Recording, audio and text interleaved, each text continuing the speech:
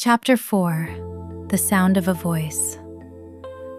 The transition from text to sound felt like jumping off a cliff into the dark. In 1996, there was no voice over IP or Discord. There was only the landline, a physical tether to the wall that belonged to the entire household. Stargazer 8-1. My parents are finally asleep. The coast is clear. Moonlit Sonnet 9-8. Are you sure? I don't want you to get grounded because of me.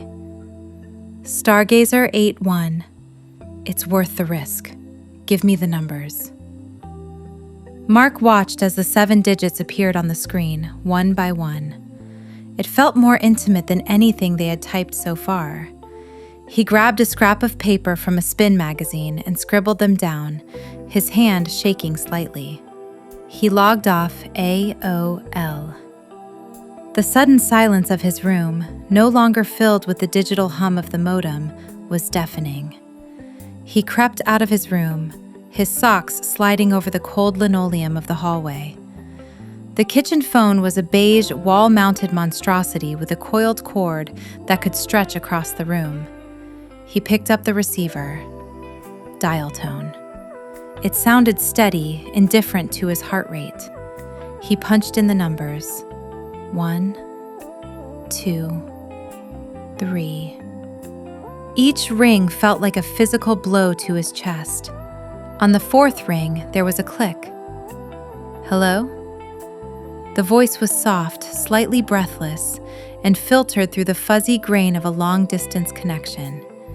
It wasn't the voice he had read in his head. It was better. It was real. Emily? Mark whispered, his back against the cool surface of the refrigerator. Mark? A small laugh followed. Oh, wow. You sound exactly like you're typing. Quiet, but I don't know. Like you're thinking about every word. Is that a good thing? Mark asked, a grin breaking across his face. He felt a sudden surge of confidence. The darkness of the kitchen allowed him to be the version of himself he was online. It's a great thing, she replied. They talked for hours. They talked about the way the air smelled in October, about how Emily's cat kept trying to eat the phone cord, and about the sheer terror of being 16. Without the backspace key, Mark found himself stumbling over words, laughing at his own awkwardness, and realizing that Emily was laughing with him, not at him.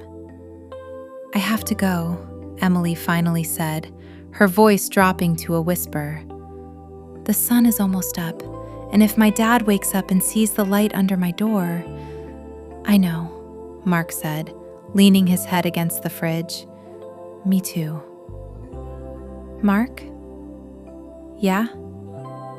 I'm glad we did this. It's not just a secret garden anymore. It's a real one. As Mark hung up the phone and crept back to his room, the house was starting to gray with the first light of dawn. He caught his reflection in the hallway mirror. He didn't look like a nerd. He looked like someone who was being loved back.